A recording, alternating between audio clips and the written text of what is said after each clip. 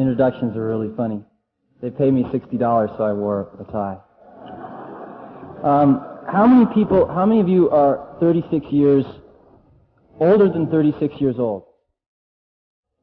Yeah. You were born pre-computer. Computer's 36 years old. And there's something sort of, I think that there's going to be a little slice in the timeline of history as we look back. Pretty meaningful slice right there. A lot of you are products of the television generation. I'm pretty much a product of the television generation, but to some extent starting to be a product of the computer generation. And the kids growing up now are definitely products of the computer generation. And in their lifetimes, the computer will become the predominant medium of communication, just as the television took over from the radio.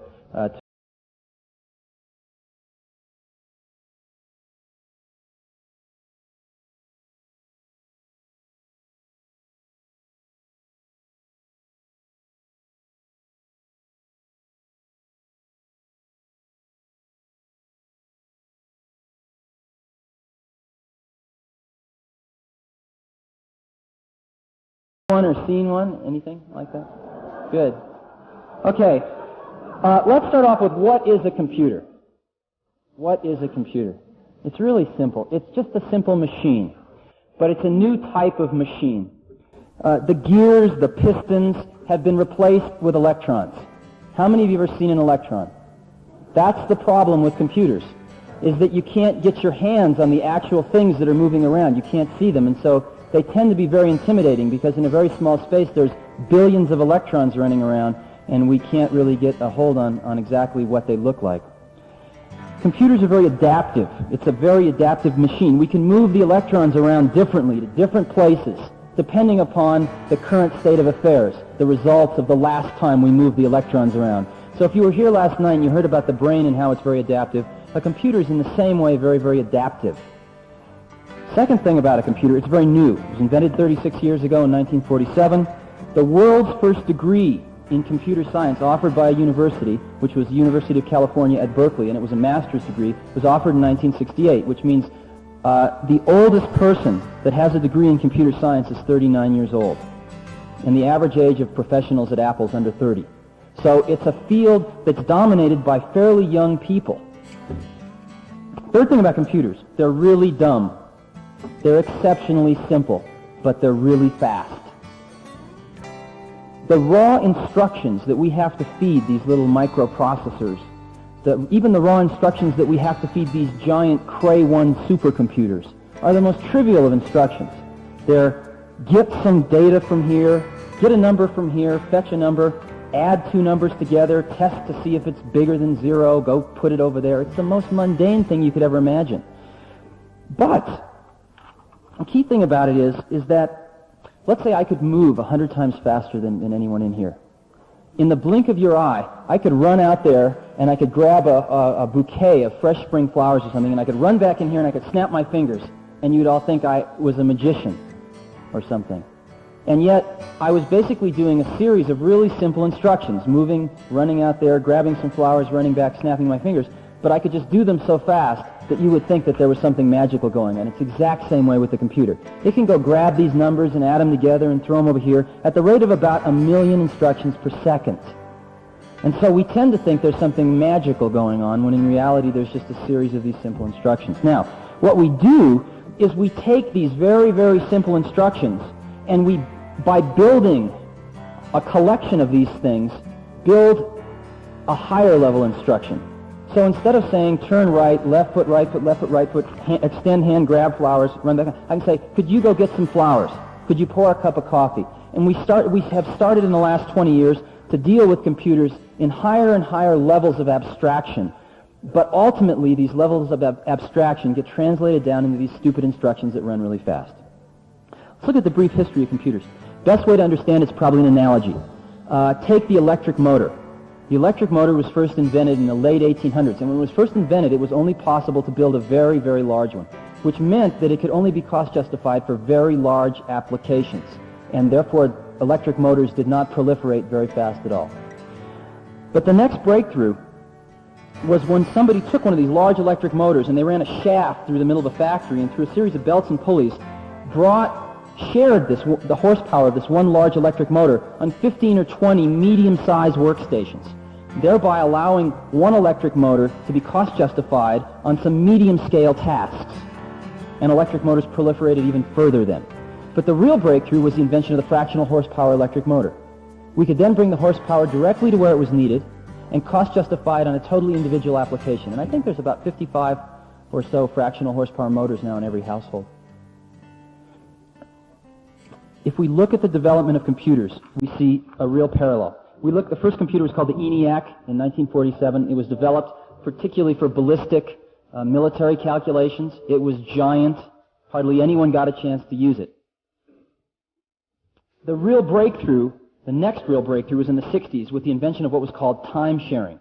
And what we did was we took one of these very large computers and we shared it. Since it could execute so many instructions so quickly, we'd run some on Fred's job over here, and then we'd run some on Sally's job, and we'd run some on Don's job, and we'd run some on Susie's job, and we'd share this thing, and it was so fast that everyone would think they had the whole computer to themselves.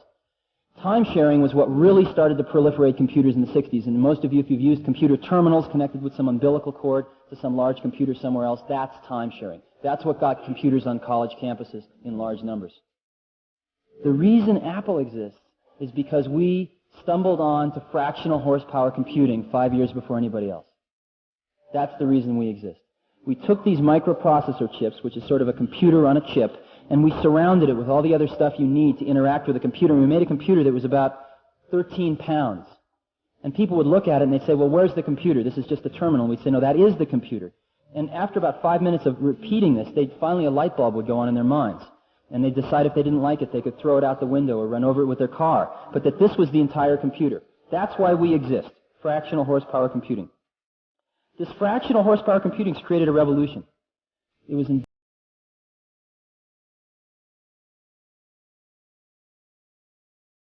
over 3 million of the little buggers. 3 million. By 1986, we're going to ship more computers than automobiles in this country. Let me digress for a minute. One of the reasons I'm here is because I need your help. If you've looked at computers, they look like garbage. All the great product designers are off designing automobiles or they're off designing buildings, but hardly any of them are designing computers. And if we take a look, we're going to sell those 3 million computers this year. We're going to sell those 10 million computers in '86, whether they look like a piece of shit or they look great. It doesn't really matter because people are going to just suck this stuff up so fast that they're going to do it no matter what it looks like. And it doesn't cost any more money to make it look great.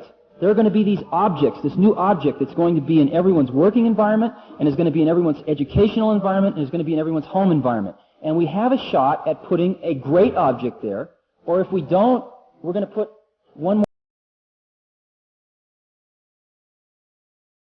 By 86, 87, pick a year, people are going to be spending more time interacting with these machines than they do interacting with their big automobile machines today.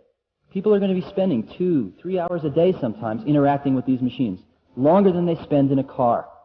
And so the industrial design, the software design, and how people interact with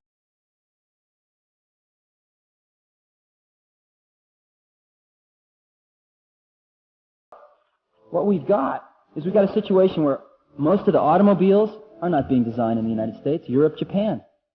Televisions, audio, electronics, watches, cameras, bicycles, calculators, you name it. Most of the objects of our life are not designed in America. We've blown it. We've blown it from an industrial point of view because we've lost the markets to the foreign competitors. We've also blown it in a design point of view. And I think we have a chance, focusing on this new computing technology meeting people in the 80s. The fact that computers and society are out on a first date in the 80s. We have a chance to make these things beautiful, and we have a chance to communicate something through the design of the objects themselves. In addition to that, we're going to spend over $100 million in the next 12 months on media advertising. Apple alone, IBM will spend at least an equivalent amount. And we generate tens of millions of dollars worth of brochures, posters, more than the auto industry, again, as a comparison. And this stuff can either be great or it can be lousy. And we need help. We really, really need your help. Okay, let's go back to this revolution. What is happening? What's happening is the personal computer is a new medium of communication, one of the media. And so what's a media? It's a technology communication. A book is a medium, telephone, radio, television. These are mediums of communication. And each medium has pitfalls to it, has shortcomings, has boundaries which you can't cross, but it also generally has some new unique opportunities. The neat thing is that each medium shapes not only the communication that goes through it, but it shapes the process of communication. Perfect example. If you compare the telephone to what we're seeing now in electronic mail, where we link a bunch of computers together and we can send messages to an electronic mailbox, which people can then receive at their leisure, we see that indeed, in one sense, we're sending voice through these wires, and in another sense, we're sending ones and zeros through these wires. So the content that's traveling through the medium is certainly different. But the most interesting thing that's different is the process of communication. When I talk on a telephone with anyone, we both have to be on the phone at the same time. When I'm working or when I want to send something to somebody with a computer terminal, I want to do a drawing and zip it over and put it in their mailbox, they don't need to be there. They can retrieve it at 12 a.m. in the morning. They can retrieve it 3 days later. They can be in New York and retrieve it. One of these days when we have portable computers with radio links, they can be walking around Aspen and retrieve it. And so the process of communication itself changes as the mediums of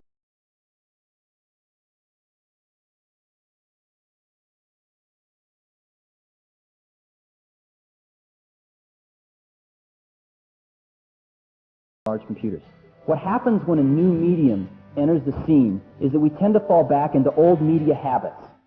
And let's look at a few transitions from one medium to another. Radio to television, television to this incredible new interactive medium of the video disc.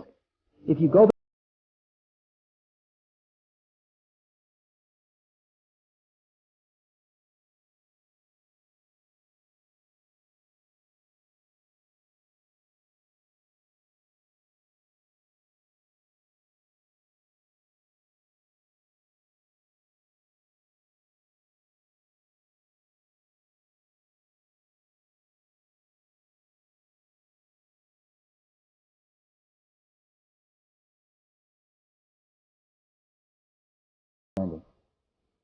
that experience was not possible with the previous medium.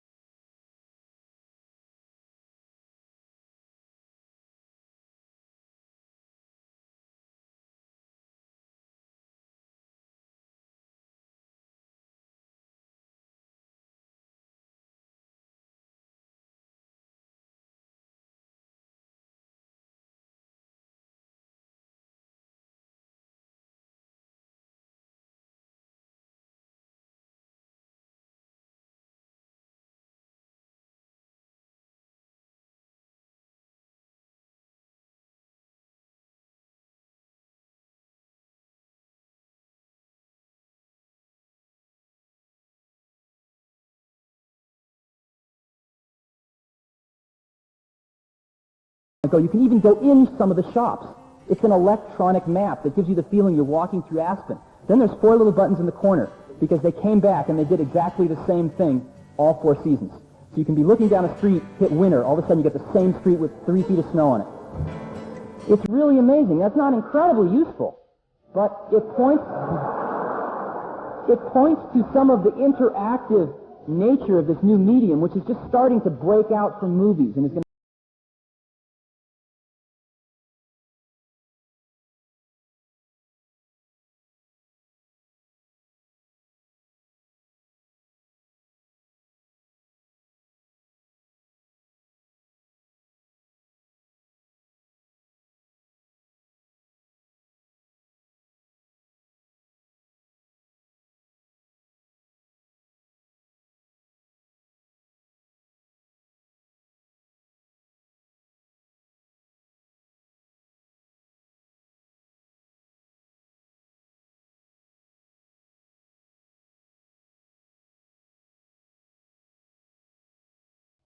because there's a program called Lisa Draw. And if I don't like what I've just drawn, I can erase it, I can move it, I can shrink it, I can grow it, I can change its texture. There's a little airbrush. The more I scrub, the darker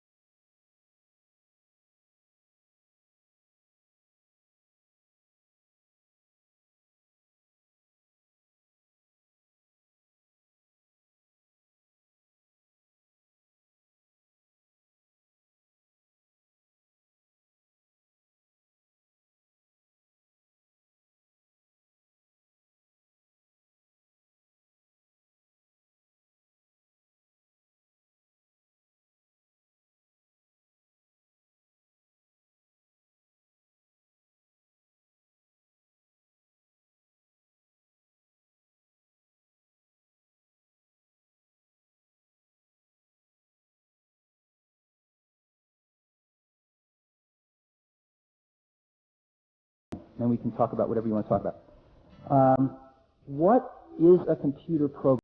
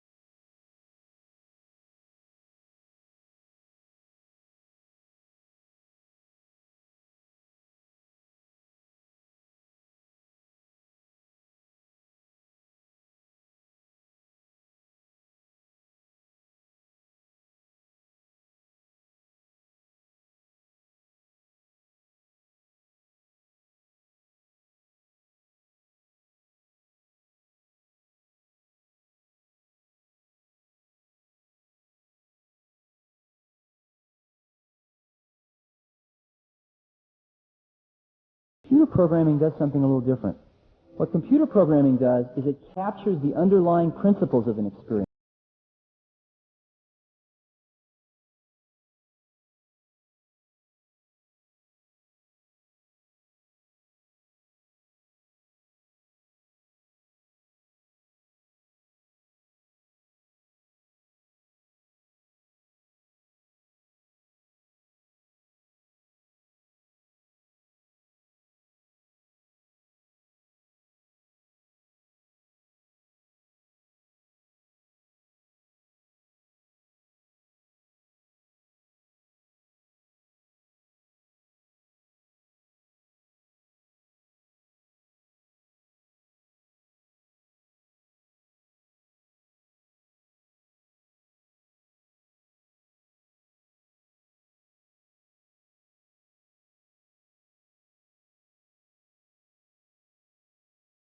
No. Would you like to buy any land? No. How much would you like to plant? How much would you like to plant? And it turns out that if you don't plant enough, some of your people will starve the next year. And if you plant a lot, then people will come from the surrounding villages because you got a hot village to live in.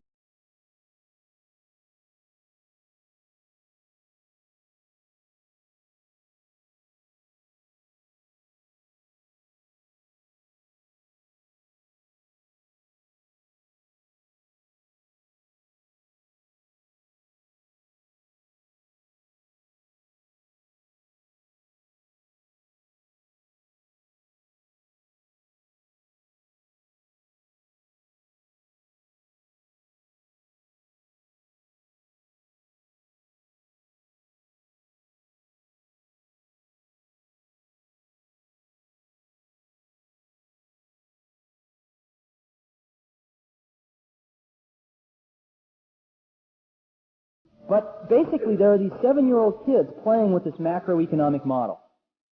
And you can argue about the content of the model, but one thing you can't argue about, they will sit there for hours and play that and learn.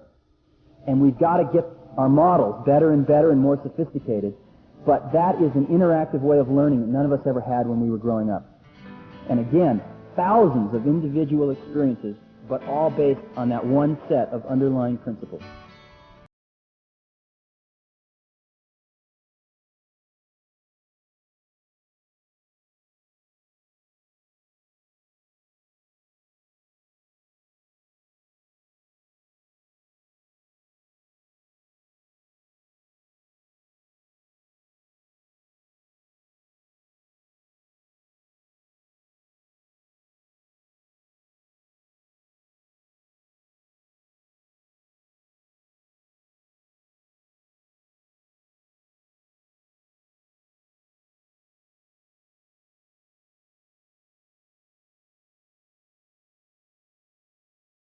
Capture an underlying spirit or an underlying set of principles or an underlying way of looking at the world.